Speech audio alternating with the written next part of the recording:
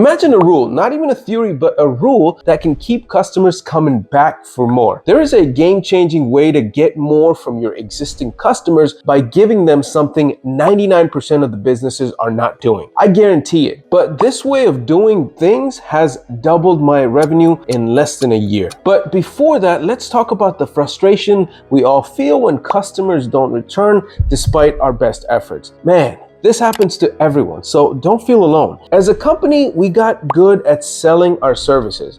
I own 2 brick and mortar franchises and also online companies in the $1 to $5 million range. But the problem was customers didn't come back as often as we thought, especially since we prided ourselves in the services that we offered. Does that kind of seem familiar? I spent nights worrying about new customers when all we really had to do is to implement the strategies that I'm about to show you. That not only kept our customers coming back, but they started to refer us to their friends and family. Now, if that strikes a chord, stay with me because I want to share with you how I was able to crack that code. Without these insights, you risk losing valuable customers, but with them, you'll turn casual buyers into lifetime customers. So the rule that changed everything is called the peak end rule. And it was not discovered in boardrooms, but in labs ran by scientists. This idea completely changes how we understand customer experience. This rule emerged from research in psychology done by a pretty well-known scientist, Daniel Kahneman, and I'm sure you've heard of him. Him and his team revealed how our memories aren't just a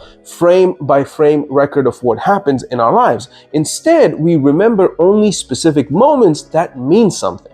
Now, this seems obvious, right? But what if you could pinpoint 2 critical moments in your customer's journey that determine the overall impression that they have of your business? Intriguing, isn't it? This is what the peak end rule is really all about. It says that people remember mainly 2 things about an experience: the peak, which is the most intense part, and the end of that experience. In the context of customer service, this means that the best and the last parts of customer interaction is what stay with them at the end. Let me share a quick story in my own business. A year ago, we were doing a family's kitchen renovation. It was a big project, but it had a rocky start. There were delays and miscommunication from our side that had our customer frustrated, and they were literally losing confidence in us as a company. Hey, by the way, if you're finding this useful, hit that like and subscribe button and share this with your friends. Okay, so as the project went on into full swing, we decided to upgrade their countertops to a more pricier one than the ones that they had originally picked out.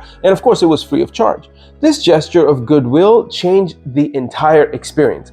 When the family saw their new kitchen, complete with the stunning countertops, their disappointment turned into delight. When we sent them their final invoice, we also sent them a $50 gift card to HomeSense so they could pick something out for their new kitchen. That peak experience with the counters and that final positive interaction reshaped their entire view of our company. They not only became loyal customers, but also enthusiastic fans, sharing their story of how a challenging situation was turned into a really memorable one for them. When we talk about customer retention, we cannot separate that from a deep understanding of human psychology. It's fascinating how our brains are wired. This psychological phenomenon shows that our memories favor 2 individual moments rather than the average of the entire time that a customer will spend with you. So if the peak is positive, which could be a nice surprise or a positive interaction with one of your employees, and the end of the experience is exceptional, customers are much more likely to have a positive overall memory of your brand. The end experience doesn't even have to be exceptional. It just needs to be satisfying, and that is what is going to imprint in their mind about your company. This favorable memory is what brings them back to your doorsteps again and again. So if you strategically focus on these moments, even if you've screwed up in the past, you can significantly influence how customers perceive and remember their experience, which will majorly influence their decision to return back to you as a customer. Now, creating peak moments can be as simple as a personalized thank you note or as grand as a surprise upgrade. It's about exceeding expectations. Remember, 86% of customers are willing to pay more for a great experience. It's about creating those wow moments they absolutely didn't see coming. The end of the interaction is just as crucial, right? A smooth, hassle-free checkout process or a follow-up call can leave them satisfied. Turn any negatives into positive. It doesn't have to be something big. Even a small gift card as small as a few dollars can leave a lasting impression. But watch out for the pitfalls, like neglecting the end experience of being, inconsistent with your peak moments. Consistency is going to be key. You want every interaction to reinforce that positive impression that they have about you now. To wrap up, the peak end rule is your secret weapon for customer retention. This is not just another marketing gimmick. It's a principle that's grounded in the science of human memory and emotion.